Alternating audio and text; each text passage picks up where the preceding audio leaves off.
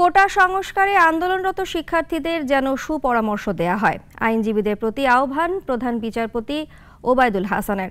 সকালে একটি মামলার শুনানিতে এই আহ্বান জানান তিনি। এদিকে শিক্ষার্থীরা বলছেন, বিচার নয়, নির্বাহী বিভাগেই হতে হবে কোটার সমাধান।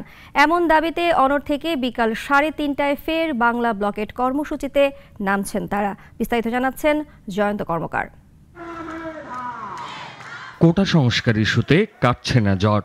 সংশ্লিষ্ট মহলের অনেকেই ভেবেছিলেন হাইকোর্টের রায়ের পর পাল্টে যাবে দৃশ্যপট। পক্ষে যাওয়ায় হয়তো আন্দোলন ইস্যুতে নমনীয় হবেন শিক্ষার্থীরা।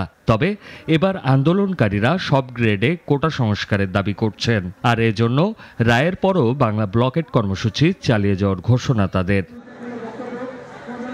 এবার স্থায়ী সমাধানের পথেই হাঁটছেন আন্দোলনকারী শিক্ষার্থীরা। বৈষম্যমূলক কোটা বাতিল করে সংবিধানের নির্দেশনা ও ন্যায্যতার ভিত্তিতে সব গ্রেডে কেবল 5% কোটাকেই যৌক্তিক মনে করছেন তারা।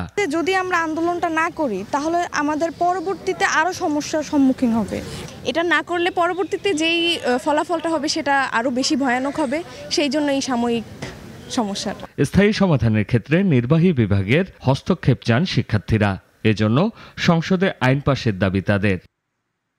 এদিকে আন্দোলন ছেড়ে শিক্ষার্থীদের ক্লাসে ফেরার আহ্বান জানিয়েছেন প্রধান বিচারপতি ওবায়দুল হাসান। সকালে একটি মামলার শুনানিতে তিনি বলেন, শিক্ষার্থীদের জন্য আদালতের দরজা সবসময় খোলা। আন্দোলনকারীদের সুপরামর্শ দিতে আইনজীবীদের প্রতি আহ্বানও জানিয়েছেন প্রধান বিচারপতি। জয়ন্ত কর্মকার, নাগরিক, ঢাকা। ওয়ালটন ফ্রিজ কিনে অনেকের মতো আপনিও হয়ে যেতে পারেন মিলেনিয়াল। সেরা পণ্যের সেরা অফার।